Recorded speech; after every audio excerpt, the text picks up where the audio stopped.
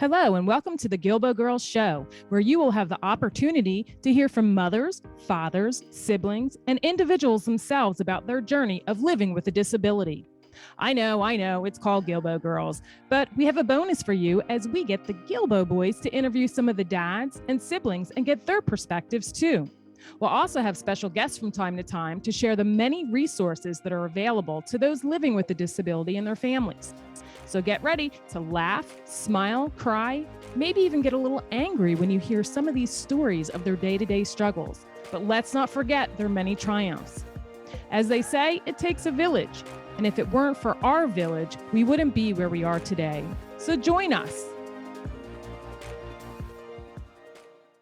Hello, and welcome back to another episode of the Guilbault Girls. I am your host, Karen Guilbault. I am now starting to say that because before I did not. I just said Guilbault Girls. People didn't know who I was, probably. So today we have Dr. Kiersten McCartney. Am I pronouncing that right? Yeah. Okay, good. She's the founder of Run Your Days. Run Your Days is a small business focused on coaching people of all abilities to their goals. So let's just stop right there and reread that because I just think that's amazing. I'm going to reread it. Run Your Days is a small business focused on coaching people of all abilities. Notice all abilities. I couldn't love that more and everything about what you're doing. So I can't wait to dive in. Kiersten's passion lies where sports and neurorehabilitation intersect, and she aims to facilitate the engagement and participation of people with disabilities in physical activity, exercise, and sport. So thank you so much for being on the show today. Welcome. Yeah, thanks for having me. I'm excited. Yes. So tell us a little bit about you, your background, and what inspired or led you to pursue your degree and love for helping others achieve their goals. So hi everybody. My name's Kiersten McCartney, and I'm so excited to be on here. So again, thanks for having me today. I guess a little bit of background. My mom jokes that I came out running and I never stopped. So physical activity, exercise, just moving your body's kind of always been, I feel like, innate to me. And so I grew up playing a bunch of different sports, mostly did track and field in high school, and then ran for a couple years in college. And then just kind of continued running and ran a couple marathons post-college. And then now I've been doing CrossFit for a little bit over a year now. So that's kind of the physical activity background. I would say I've always been pretty genuinely curious about the human body. So a lot of that came from sport. I had a couple coaches who were more in tune with anatomy and physiology stuff. And so sometimes they would drop those things and I was always curious about it.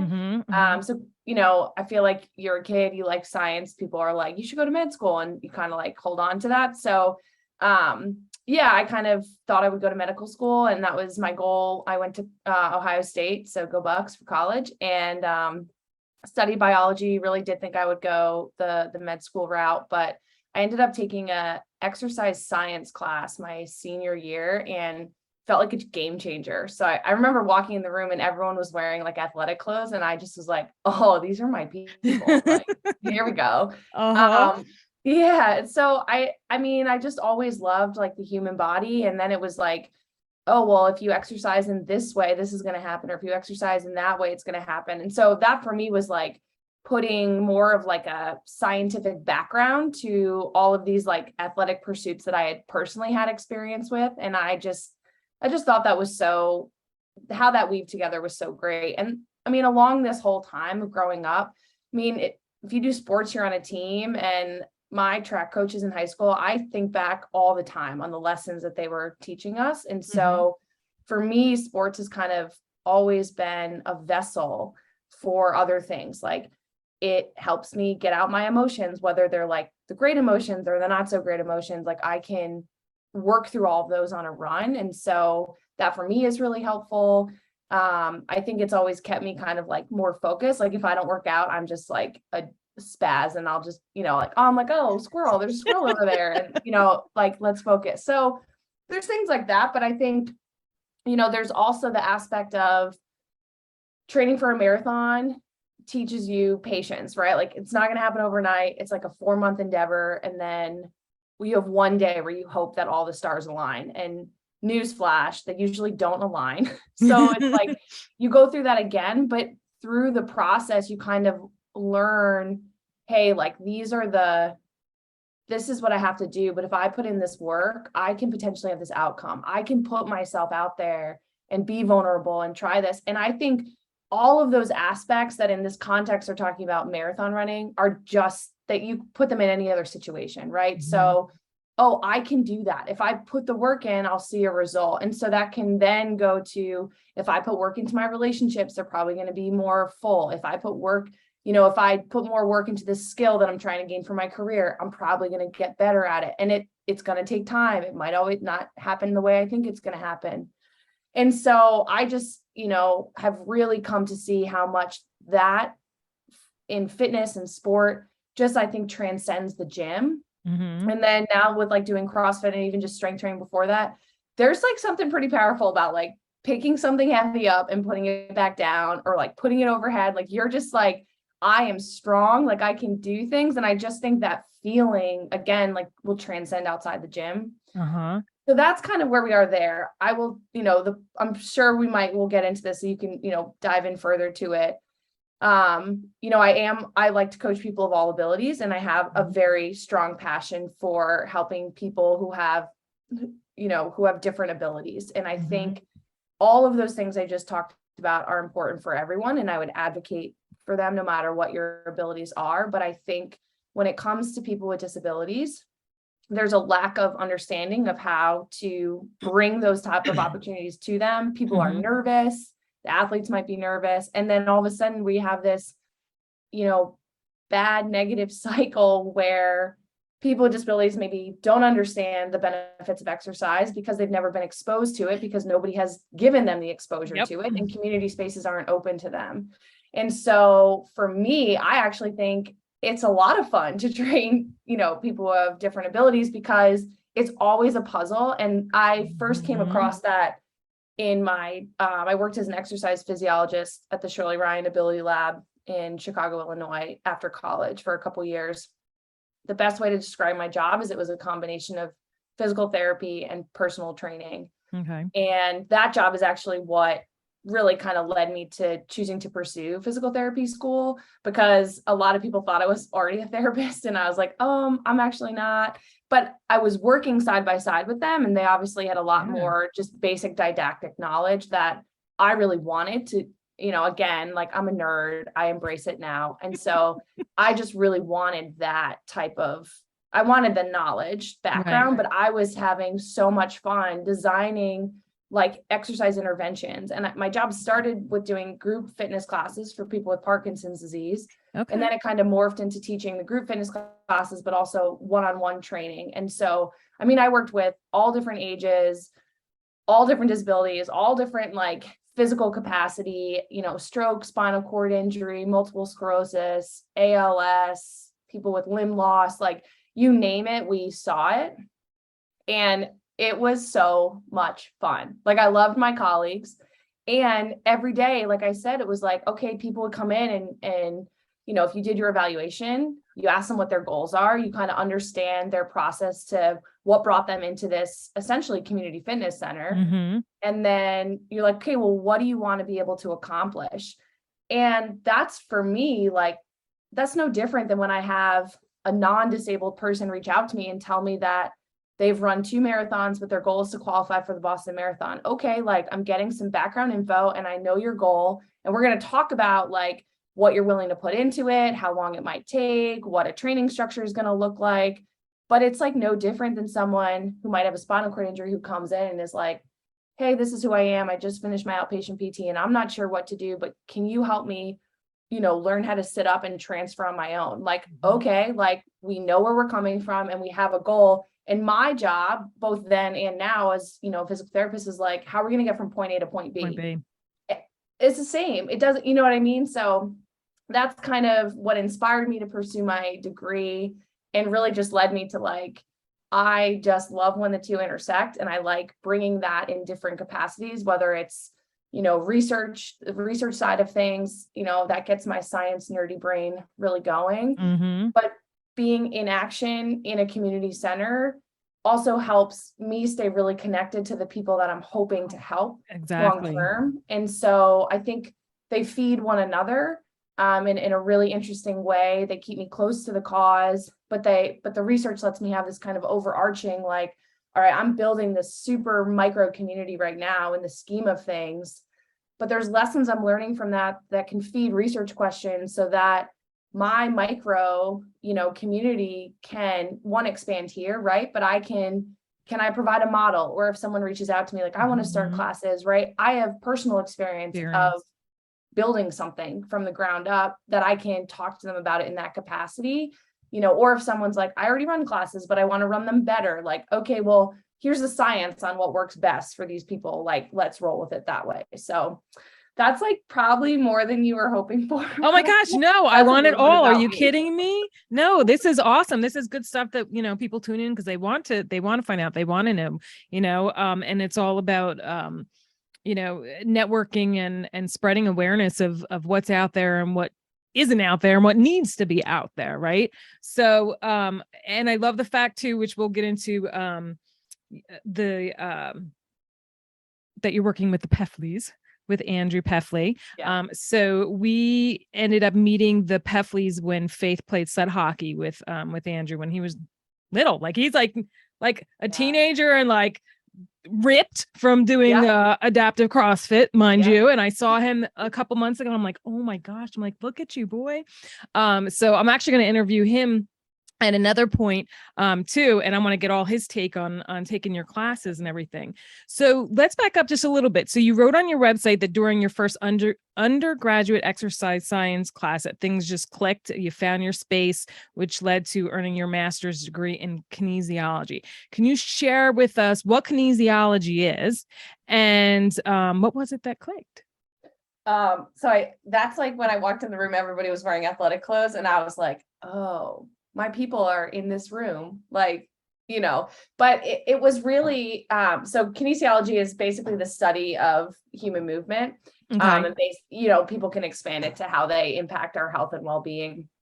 This class in particular was kind of like your intro to exercise science. So it takes it beyond just physiology. So I had taken a physiology course beforehand, but physiology, what is really broad, right? So you can study animal physiology, you can study human physiology. The context I took it in was human physiology. Then exercise science kind of takes that a step further. And it's in this class, it kind of was discussing the effects of exercise. On the other hand, it's the effects if you don't exercise, all on the human body. And then really understanding how exercise is going to impact the body in different environments, right? So if you're at altitude, how is that maybe different than if you're at sea level? Or if we're exercising in extreme heat, how is the body going to respond that's different to extreme cold? In a lot of exercise science, you can think about sports science. So anytime you maybe read about athletes and they're in these air chambers or, blood doping, on the other side of taking the science and turning it so someone can perform better. That's kind of all related to exercise science, kinesiology. Kinesiology is also going to include biomechanics, which is basically the mechanics of how the body moves. And so different joints, shoulder, knee, hip are going to look different ways during different activities. And so we can kind of study those, and people can take that any, number of ways. I have classmates right now who are, we're all in a biomechanics and movement sciences doctoral program, and the vast variety of research that's going on is crazy, right? There's a lot of people doing physical therapy type research, but I have colleagues who are studying the Achilles tendon, which I have no interest in, right? But I'm studying exercise in people with stroke, which maybe they don't have really an interest in. And then we have other people who are looking at how do the joints positions change in people who have knee osteoarthritis, and is there a better way to detect that earlier on? So you can really take kinesiology, biomechanics, you can take it so many different ways. It's really just a broad overlay of, how the body moves and the impact of human movement, essentially. That's awesome. Thank you for explaining that to everyone. So what led you to start Run Your Days, and was it like a big undertaking, and kind of like tell us a little bit about how it's structured? Yeah. So I started Run Your Days March 1st of 2017, I think it was. So I had briefly mentioned, like I'd thought about medical school. So in my senior year, I decided that I didn't want to pursue medical school. I went and got my master's in kinesiology. I loved the content, if you couldn't tell, about like exercise science, but for me, it wasn't clinically relevant enough. And so that's where I kind of was like, you know what, maybe I do want to go study medicine and I can be in a different realm that'll tie in this exercise and well-being. So over the course of 2 years, I applied to 45 different medical schools and I got straight rejected from all of them. And it was a rough time for sure, but it led me to where I am now. And so I'm so happy that those, 45 doors never opened. I'm so glad they stayed shut. But in that time frame, I was really struggling with like, well, this is what I thought I was going to do. And now I don't know what I'm going to do. And I had been a runner my whole life, and I was more integrated in the Chicago running scene at that time. I had run a couple marathons and had trained with a group for the Boston Marathon, and just really like knew the people there. And somebody reached out to me, I think it was like December of 2016. I'm still coaching this individual, and was like, hey, do you coach? Like, I see you post stuff. And it was one of those moments where I just thought about it and I just said, yep, I do. I was like, okay, like how much does it cost? And that was it. That was like, yeah, okay, like I was at that point, like I had people reaching out to me asking for essentially advice of coaching. And I was kind of giving it because I loved it and I knew it. And I love coaching. So I did it. And then all of a sudden someone was like wanting to hire me. And I was like, oh, me? Like this, me? And that was it. So that was kind of the impetus of starting Run Your Days, was like, okay, this medical school thing isn't working out right now. Even if it does, what if I start this small business and I just coach people on the side? And so it was always kind of meant to be that. And so yeah, that's what started it. So yeah. That's awesome. And tell us about the Arena Adaptive, what it entails, where is it located? Do you plan to branch out to other gyms? All of that stuff. Yeah. So let's see. So Arena Adaptive is a place where we want to build confidence, character, and community through fitness for people of all ability levels. It started way back when I was in PT school at University of Delaware. We have 2 rotations in the clinic downstairs. So there's a neurologic and older adult clinic, and then a sports and orthopedic clinic. And once I left my job, sorry guys, I'm backtracking. You're fine. I know. I loved my job in Chicago. So the one where I was an exercise physiologist and I was working at the Shirley Ryan Ability Lab. I loved my job. And I'll be honest with you, I think if that job had more growth potential, there's a chance I would have never left. I did want to pursue, PT and research, but it was because that was like allowing me to grow more. And when I was 25, I was like, I can't be tapping on the ceiling right now. Like I've too much more that I'm curious about. So that's really what pushed me to PT school. But leaving my job and start going back to school meant that I was losing that interaction with people that I had really grown to, I'd worked with people for a couple of years at that point, and I'd grown close to them. And I loved all the different people that I got to meet. And I knew I was going to miss that. And so I knew, okay, I'm going to Delaware for my PT, PhD. I'm going to be there for probably 7 years. I want to start some adaptive fitness classes at some point. And this is shocking for me, but I was smart enough to know I couldn't tackle that during PT school. And, the stars aligned, and my clinical instructor when I was in the sports and orthopedic clinic was Angela Smith, who worked at Delaware for about 12 years in the clinic and as a research PT. She still works as a research PT, but she owns her own private sports and orthopedic clinic here in Wilmington, Delaware. Okay. And so she was my clinical instructor. And at some point, it came up that I had an interest in working with people with disabilities, probably because I knew I was going to work with Dr. Reisman in the stroke lab. And it turns out that Angela is a Paralympic track and field classifier. And so she also has an interest in working with people with disabilities. And yeah, so after I finished my sports and orthopedic kind of rotation, it was May of 2019. Ange was a mentor for me. And so I kind of just kept coming up with questions so I could go ask her questions and like keep that mentorship going. Long story short, when COVID hit, there was a point where I reached out to Ange and I just asked how she was doing. And and I was alone. Like I had no roommates and I wasn't home. And we all know how tough COVID was on everybody from an isolation perspective. And, you know, things were tough, obviously, for her and her family as well. And I offered to I was like, I can't do much with the kids with school. She had 3 young kids. And I said, you know, I could come and like stand on the sidewalk and do like a fake gym class or whatever. And one thing led to another, and we ended up being what we now deem ourselves, the Corona Buddies.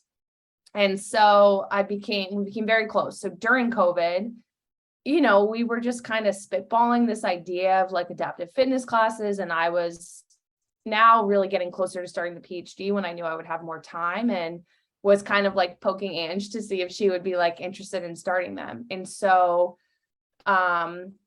I finished PT school in December of 2020. I come back in February of 2021, start my PhD, and we're kind of chatting, and COVID is certainly not over, but you know, things are starting to alleviate a little bit. I was looking to join a gym somewhere because I wasn't making any friends in my garage working out. And you know, said, well, why don't you come check out my my CrossFit gym up in Wilmington? And I had thought about starting CrossFit because I didn't really find a good running group here in Delaware. And I wanted to meet people. I wanted to make friends. And I came and I joined. But part of that was like, before I joined, I said to her, are they going to let us do our adaptive fitness classes here? Because if not, I'm not going to become a member. I'll go become a member somewhere else, and I'm going to launch them somewhere else. So like my membership was like contingent on doing adaptive fitness classes there. Like, I don't have time to mess around. I'm going to, you know.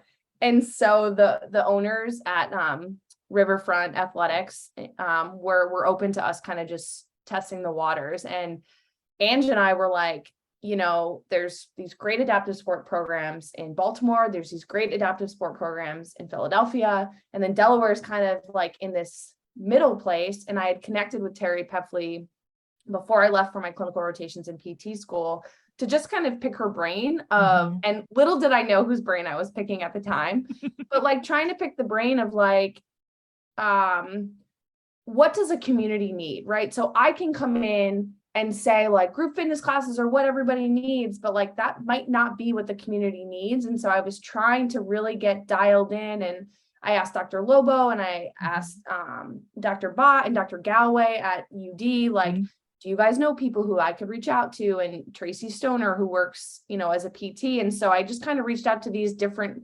connections that I had from UD to be like, do you guys know, or do you know anyone? And I'll take anybody's contact info.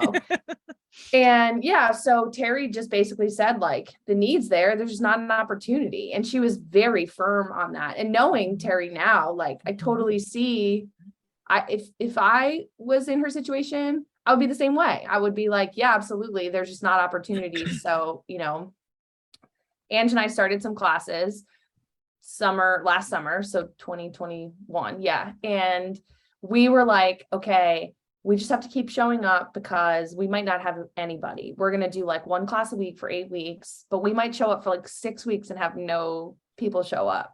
Well, that was not the case. We had like 3 athletes on the first day, and then we had 1 new athlete every week from there on out. And it was it was the best day of the week for sure. Like it was just so fun. At one point we had 3 people with transfemoral amputations, which those are a lot more rare than transtibial amputations. So transfem is like above the knee, transtibial is below the knee. And I just remember at one point these 3 athletes were like chatting with one another, and they were all at different phases. Like one was congenital, one accident was like a lot of years ago that they lost their limb, and the third person like was very recent. and you could see all of them talking and just like joking about their prosthetics and different things that they had gone into. And, that was like one of so many moments I could talk about. That was like, this is why we need spaces like this. Yep. Because, yes, they're getting interaction with people who understand. I don't have that experience. So I cannot share I can empathize with the stuff that I know about prosthetics and everything that can go wrong and how difficult it can be, but I do not have a personal experience to draw on. The other side that was amazing was there were members of the gym who are not disabled who would they were seeing what everyone was capable for. And some people just aren't aware, and they've never been around someone who uses a wheelchair, or they've never been around someone who uses a prosthetic. And so it is different.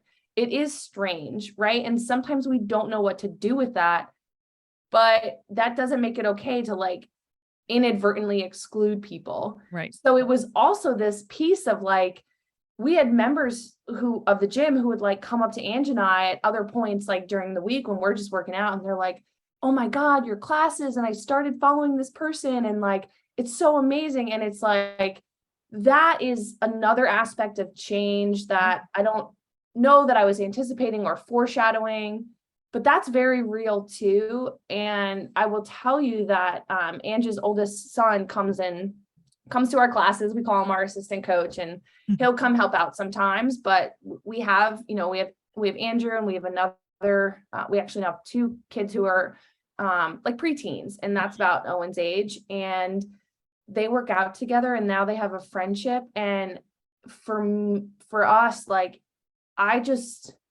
I am loving the idea of the world that Owen is growing up in. Because Owen is never going to see someone who has missing, it doesn't have a leg or doesn't have an arm or uses a wheelchair, and it won't faze him. And that to me, it'll be the typical norm. Yeah, it'll be yeah, of course he can do that. I used to work out with this guy who did X, Y, and Z. You know what I mean? Andrew's gonna beat Owen in a lot of workouts. You know what I mean? And it doesn't matter that one uses a wheelchair and one doesn't. They can both work out next to one another. And it's just about adapting certain things to make the movement how it is. So, okay. So I haven't still not talked about Arena. I kind of have. No, you're fine. I'm enjoying it. Go ahead. We worked. So we did 3 or 4, 8 to 10 week sessions at Riverfront Athletics. And, it's a big growth thing. Part of it's trying to get the word out. I have now run down 3 people in the community, and I literally have given them my business card, and I express that I know I'm being forward, but I also know that those opportunities don't exist, and maybe it's just because people don't know that they're there. A lot of times they're not there. Tell you, I was in the mall at the Disney store, and I got approached, and it was by our coach's wife at the time from sled hockey, Delaware Sled Snipers. Tammy just came up to me and started talking to us. Faith was in her walker, and she told us about the sled hockey. And she's like, even if you come out and just, so we were approached too. It's you have to because a lot of people don't know about those different things that are available. Yeah. So I'm glad that we just, so we just, it was kind of getting the word out. And then just the way that Ange and I kind of wanted to see the classes going, and the potential growth that we had. We were so grateful, and I will always be grateful to the owners of Riverfront Athletics for letting us, trial and launch this idea. But in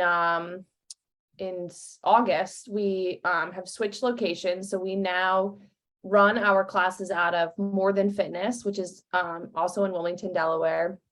And we kind of were able to launch, now that, we were kind of under our own umbrella, Arena Adaptive, and really make it our own. And so, we were going back and forth, and Andrew's we need a name. And I'm we need people, but we also needed a name. She was absolutely right.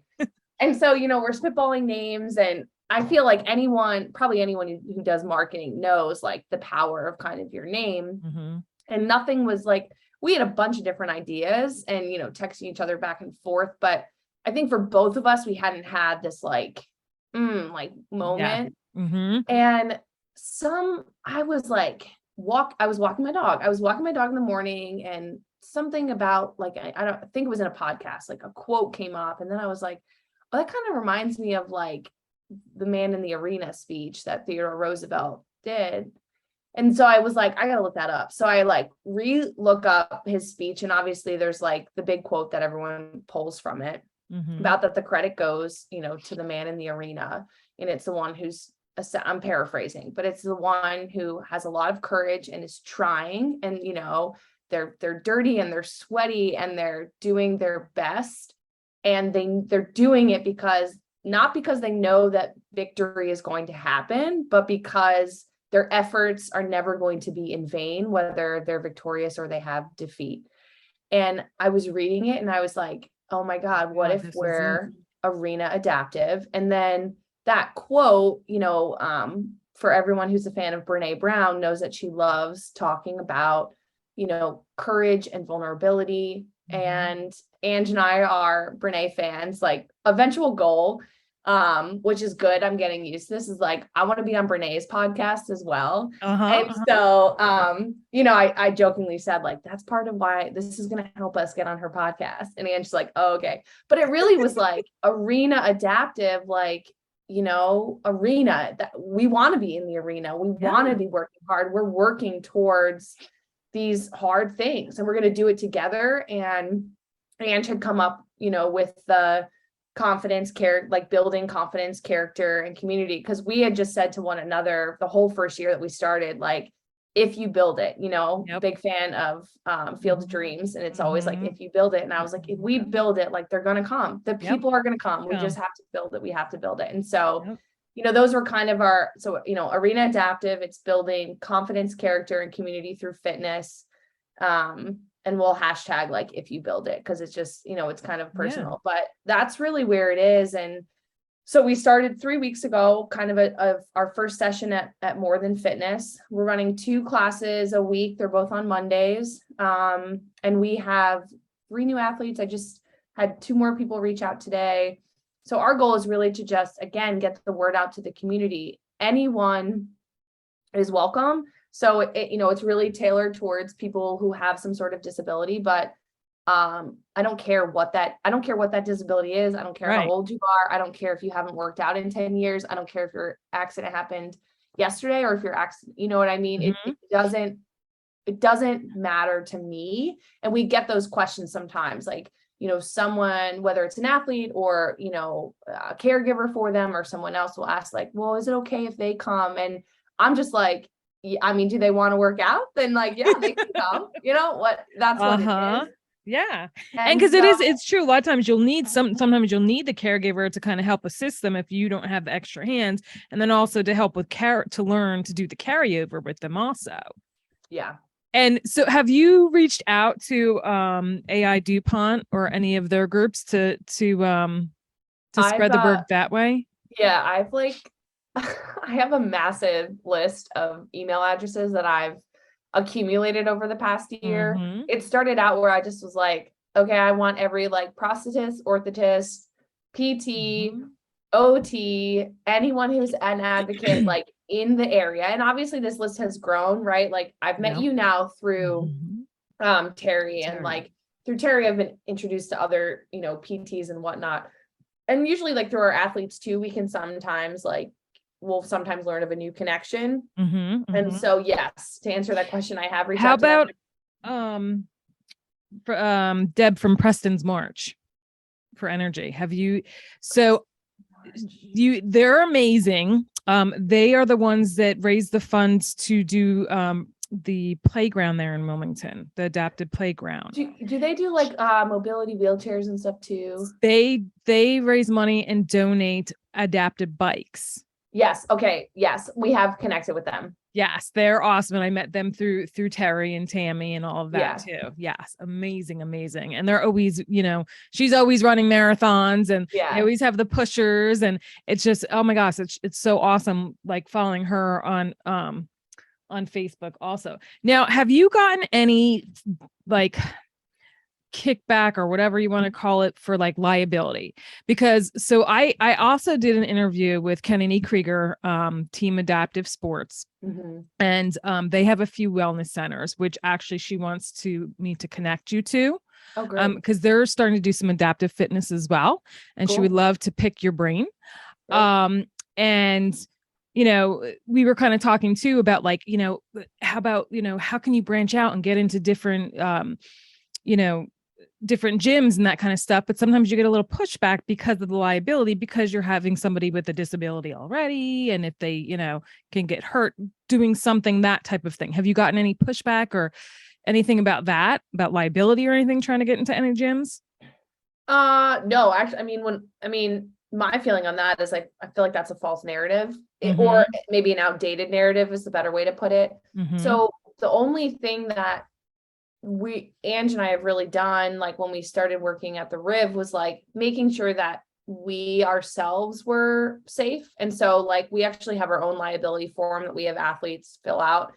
And both at Riverfront Athletics when we were there, but also now More Than Fitness, athletes always sign the GYMS waiver, which is no different than a waiver that a non-disabled person would sign. And so, the non-lawyer way to talk about it is like, you're just signing away that like you are working out, you're putting yourself in these positions. There's aspects in there of like, high exercise can lead to X, Y, and Z. You have to be careful with equipment. That to me, like, it doesn't matter if you have a disability or not. It's the same. You're working out in the facility, manage the equipment, manage yourself. There is a personal responsibility to that, I think. And so we've never gotten pushback from that, but we have everybody sign liability waivers that are not unique to people with disabilities or adaptive fitness. So I understand the hesitation. And I think if that's your hesitation, then let's chat, because that is not a reason to exclude people with disabilities from doing exercise. You honestly, in my opinion, should be more liable if you do that because of all the detriments that you're doing by not allowing them. Because I see that, like, I know some of the YMCA's in Delaware, I think the one in Bear has some adaptive equipment and that kind of stuff. It's like, I wish that like every gym would have that, because there's so many people at home and they're the ones that really need the exercise and movement, just even talking about with Faith, anybody, if you don't use it, you lose it. And then if you don't even have it to begin with, you got to work extra hard. So I definitely think it's an important. What's your goals, or what do you foresee with expanding and trying to get it into different? You need to come to Harford County is what I'm saying, really, bottom line. I have a lot of requests, and then I have to remember like my meeting with my PhD advisor to be like, that is the real goal right now, is obtaining this degree. I think for me, what's key when I think about community fitness in the context that, we're building with Arena Adaptive, is I never want to be the reason that it's happening. So I want it to eventually be that if I remove myself from the equation, it's still happening. Arena continues, right? Like, so you do that, and then you move on to the next one and train them. I see your aha moment. Where you're going with this. Go ahead, keep going. So, because to me, like, unfortunately, especially in this space of adaptive fitness or adaptive sports, firsthand, right? Delaware used to have a sled hockey team, and now Delaware doesn't have a sled hockey team, right? And I understand from what I know of, which is very limited to the situation, kids aged up. There weren't enough kids who were kind of getting funneled in. Well, part of me is like, oh, I'm sorry. Are there not enough kids that could potentially play through DPT? Because that seems odd to me. Or like, I can sit in a sled. I don't have to sit in a sled to play hockey, but I could sit in a sled to play hockey. Okay, well, like, is there a way to integrate community fitness that way so that all kids can have the chance to play a sport? But again, I think an aspect, and I have seen this, I've also collected this through I did a survey for the adaptive athletes who competed in the CrossFit Open. So 2020, was the first year that CrossFit had official divisions for adaptive athletes. And I wanted to know, like, who's doing this? Because if you're competing in the CrossFit Open, my hypothesis is you have overcome a lot of barriers and or have a lot of factors that support your ability to do something at this level that I hypothesize is not representative of people with disabilities as a whole. And so I want to kind of understand what's their experience with adaptive sport, fitness, and exercise, because they're proving that people with disabilities are just as capable to do this, right? But how do we get more people involved? And one section of the survey asked about if they had ever been part of other parasport organizations or things like the Kennedy Krieger, adaptive sports programs. And obviously not just Kennedy Krieger, because it's a worldwide survey. Right. And so, a lot of why people stopped was because programs stopped occurring.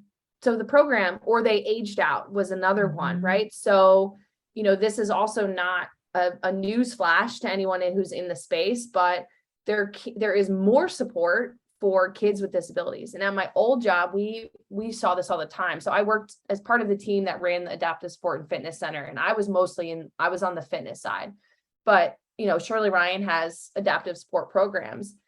Donors are so much more likely to donate to programs that support youth than they are to support adult programs. But you have to think about that, right? So what does that mean? Like, we're only promoting sport and fitness involvement until people are 18, and then sayonara, see you later.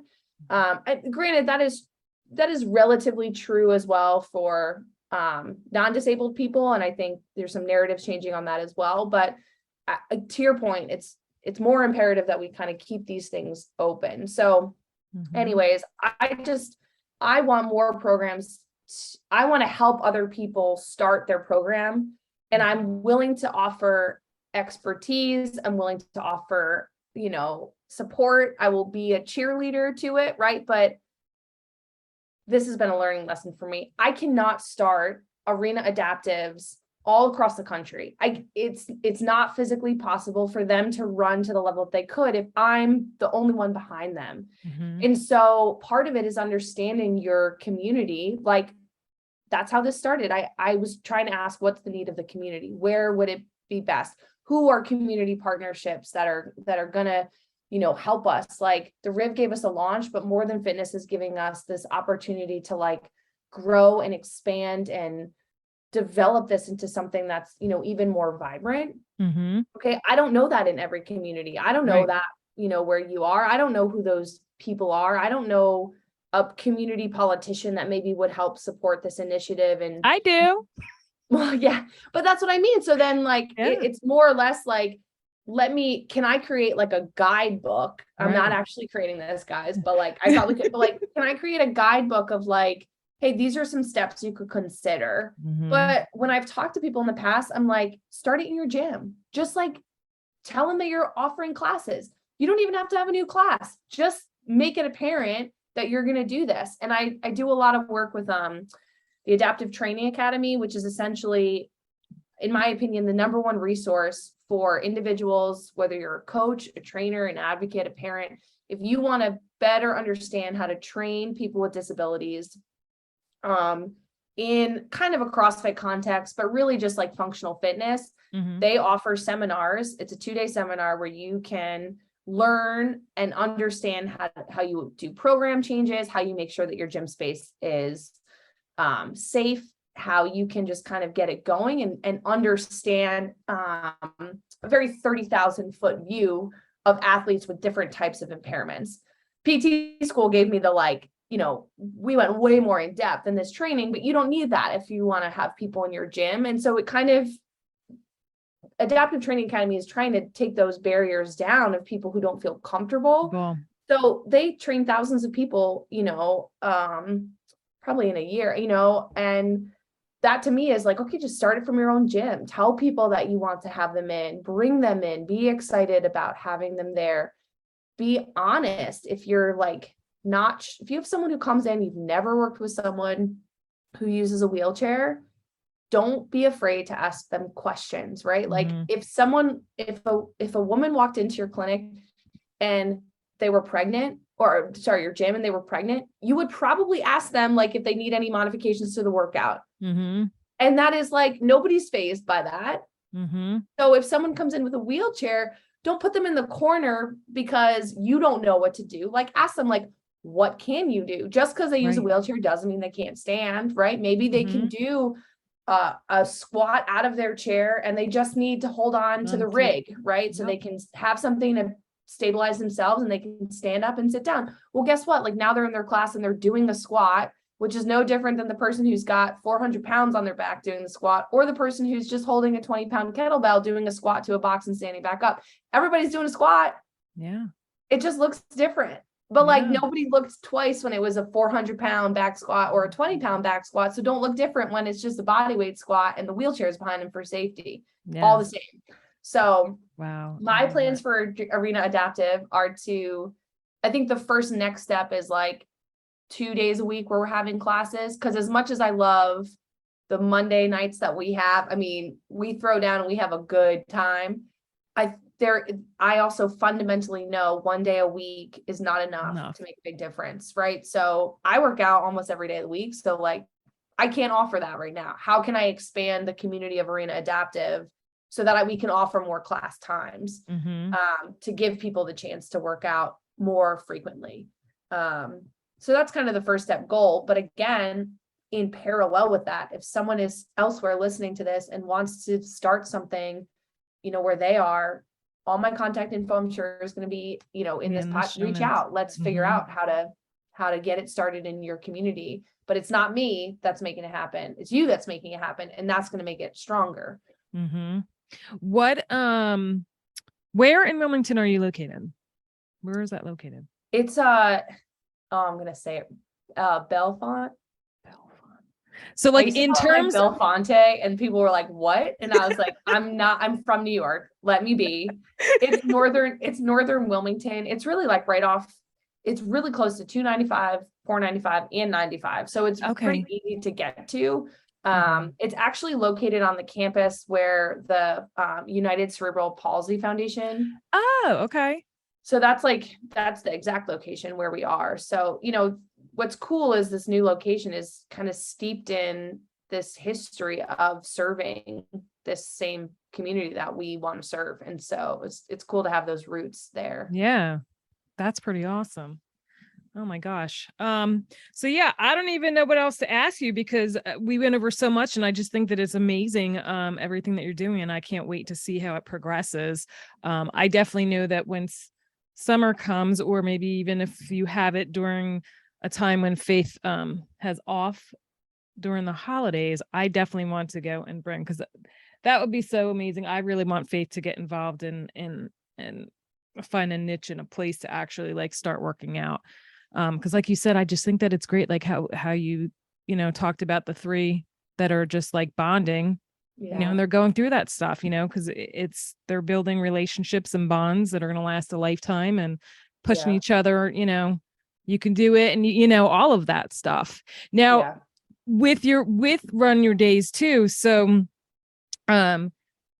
outside of the Arena Adaptive, you're still doing like the one-to-one personal training type stuff? So I still do one-on-one coaching. It's both like fitness, whether that's like more strength and conditioning or running specific programs. And that's just for anyone. So I think I have 12 athletes right now. It's like fall marathon season. So I had like 4 athletes last weekend who are running. I have 2 this weekend that are running the Chicago Marathon. So it's a lot of fun. And I'm actually coaching an adaptive athlete who has kind of higher goals towards the CrossFit Games and whatnot, but wants to also, like, prior to their injury, used to run more frequently. And so kind of wanted to get more in that, but the running is more supplemental to their CrossFit training now. But we had this super cool conversation this morning about a CrossFit workout that's on the books for her Friday, and it involves running. And she was like, what do you think about, like, based on what we've been doing? And so we kind of talked about how to attack this workout coming up. So I am, I would definitely say I have a PT background, so that is there, but running has been my personal like biggest kind of fitness, but I love studying it all. And so probably CrossFit and running are the two things now that I would say I feel most comfortable coaching. But it's all about like, you know, I say CrossFit, but it's like, it's functional fitness, right? So, you know, I want people to be able to not only maybe extend like the quantity of years of their life, but like, what's the quality of your years later on? And so I coach my brother and my brother-in-law, and, you know, there's times where I step back and I think about like, yeah, it's cool that they're like running better, or they feel stronger, like they look healthier, they are feeling healthier. And I'm like, good, because I love you guys a lot. So I want you guys around for a long time. You know what I mean? And so there's that piece that it's like, I just want to help people towards whatever their fitness goals are. And so you don't have to be training for the Boston Marathon or an Olympic trials qualifier for me to feel like I want to coach you. It's just, I want to coach people who want to improve in their health and fitness in a variety of ways. So if that speaks to people, you know, reach out. If it doesn't feel like it's a good fit for me or for you, then we cross that bridge when we cross that bridge. But I love the coaching, and I'll probably always keep it as a side gig. I've had a couple times through these different transitions that I've gone through where I've thought about maybe it's time to kind of stop, and I don't like that thought anytime it pops up. So yeah. That's good. Then that means you're meant to continue to do that. Yeah. So can you tell the listeners, where can they find you? Sure. So you guys can find me. My website is runyourdays.com. That's also my Instagram handle, which you'll probably find the most information on. And then I also have a Twitter account, but I will be honest that I don't tweet too frequently. So yeah, that's kind of where you can find me. If you want to email me, it's just runyourdays@gmail.com. So it's pretty much run your days for everything, which is helpful. But yeah, the Instagram, I like to post obviously about arena adaptive and adaptive sports in general, but I'll sometimes do a couple of research reviews on different stuff that I'm either studying, and it's generally related to people with disabilities and exercise or step activity or physical activity or that kind of thing. So awesome. And then I'm also going to put all of that, all those links in the show notes as well. So before we wrap up, I had emailed you to choose a word that's meaningful to you. And I wanted to know what you chose and why, if you're willing to share. Yeah, that was really hard to choose one word.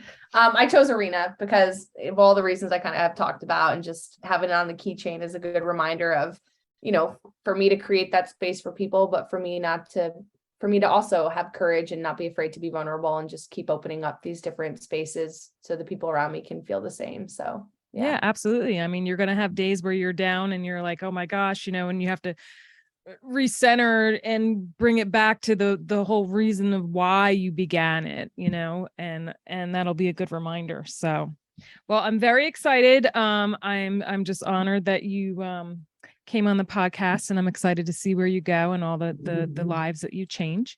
And with that, guess we will wrap up, and stay tuned for more episodes on the Guilbault Girls. Great. Thanks so much for having me. Thanks. Bye-bye.